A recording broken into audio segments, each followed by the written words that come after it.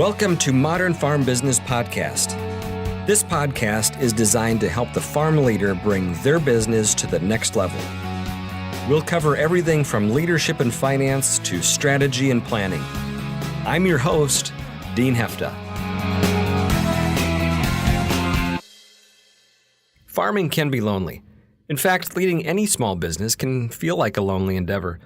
As the owner, you may have to wrestle with decisions and responsibilities that others in the operation simply don't face.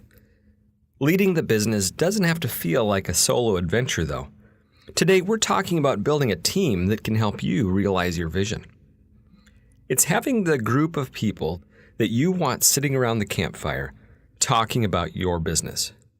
The campfire is a powerful image. For me, it brings a sense of openness, of friends, and of candor.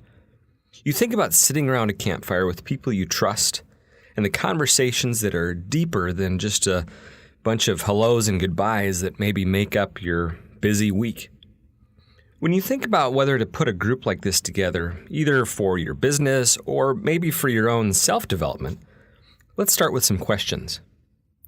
Do you ever think, I wish I had someone else's experience that I could lean on right now?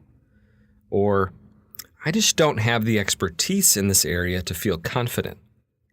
Or maybe, I'd like to have people that can challenge me to get better. Right now, I'm certain that you either have or have had people in your life that have been coaches, guides, or mentors to you, usually in a pretty informal way. But what if you had a group of people that you specifically picked to be advisors to help you raise your game? What would that mean for you and your business? What I'm not necessarily talking about is a board of directors. Too often a board of directors are simply going through the motions to make sure you're meeting the legal requirements for corporate meetings and doing the oversight and all of the things that boards do. I'm talking about looking at those seats around the campfire that you want people looking at your situation from. You want them asking tough questions and sharing the experiences that they have had themselves. There are different ways that this can really be approached, and none of them are really new. Ben Franklin organized what he called a junto. It was a group of 12 people with the purpose of mutual improvement. By design, they all had diverse backgrounds, different from each other. But they shared curiosity and a passion to improve themselves, their community, and each other. They would meet every Friday evening to share their perspectives and debate different topics. In the 1920s, Napoleon Hill created what he called mastermind groups. These are groups of 8 to 12 who come together to help each other solve problems and give advice. These can be created to focus on the success of one person, so they're organized around that person's success, or they can be designed for the purpose of the success of each of the members. These groups are scheduled and structured, and the leadership rotates among the members of the group. A close cousin of these would be the farm peer groups that have become popular in the last decade. The benefit of these is the shared industry and the common experiences. The challenge, though, can be you end up perhaps with a lack of diversity of perspective that come from different types of business backgrounds, as well as perhaps not having the deep expertise in different areas that are challenges to the group, and not having that deep expertise to give perspective and guide through topic discussion.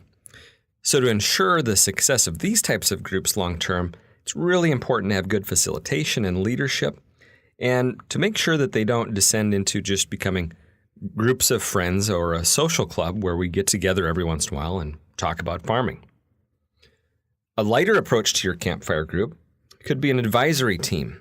These are people that you bring to the table specifically for their expertise. You might use them both as individual advisors in your business, as well as bringing them all together around the table on occasion. Maybe it's a couple times a year or on an annual basis, with the goal of really getting a 360-degree view of their perspective of you, your leadership, your operation, And in that, they can lend not only their expertise that they have, their deep expertise, but also what they see for trends in the industry or what other successful operations are doing. I've seen this where a client has brought in their key advisors for an annual roundtable to discuss the operation's strengths, weaknesses, opportunities, and threats. The most informal design is not actually bringing them all to the table at once, but going to those trusted advisors proactively and seeking input from them because you trust their candor, their experience, their perspective. And it goes beyond just asking your tax person about tax advice or your agronomist about fertility recommendations. It's seeking your advisor's input about your business, about your leadership, and expecting them to help you see and address blind spots. This requires some intentionality, and I have clients who will, on occasion, specifically reach out and ask input for things that I see them doing well and things that they could be working on to get better. And so that goes outside the scope of asking an expert for their expert opinion, but really seeking their perspective on you and your business in areas that your observation can be helpful in their development. Regardless of the approach, for it to be successful, it requires a handful of elements. One is humility and openness by everyone involved. This isn't about being right, it's about getting better. Next, the people involved have to have the intention of helping others. This is not about showing off, and it's not about looking good. Also, to be at the table, there better be competency. Because here's the cautionary piece of this. Never take advice from somebody that's more screwed up than you, right? You want to raise your game and you want to learn from people that have wisdom and have a good track record. And so they need, if they're going to be at that table, they need to bring things of value. And finally, candor. Communication needs to be clear and honest. You want people there that are comfortable sharing what they observe and what they're thinking about. That doesn't mean that they think their way is the only way. It just means they're comfortable sharing the things that might be easy for them to not share. So, is some sort of advisory group right for you? Well, start by thinking about what you really want. Do you want to learn from others' experiences? Do you want to get feedback about how you're doing? Or maybe increase your accountability for getting your goals accomplished? Well, maybe they are right. Whatever it is that you want, start there. Then work backwards with different approaches that can get you more of what you want. Get started trying out to see what might work. Nothing's going to be perfect. The key is keeping an eye on the outcome that you want. It might not involve any kind of group at all, but the firsthand feedback may well prove to be invaluable in your leadership journey. If you have a firsthand experience with any of these types of groups or other approaches, both good or bad, I'd love to hear about them.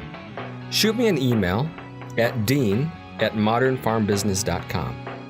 And thanks again for joining our session this week. And thank you to Water Street Solutions for this podcast. Farming is complex and full of uncertainty. If you want to learn more, visit waterstreetconsulting.com to find resources for your farm business. I look forward to seeing you again next week.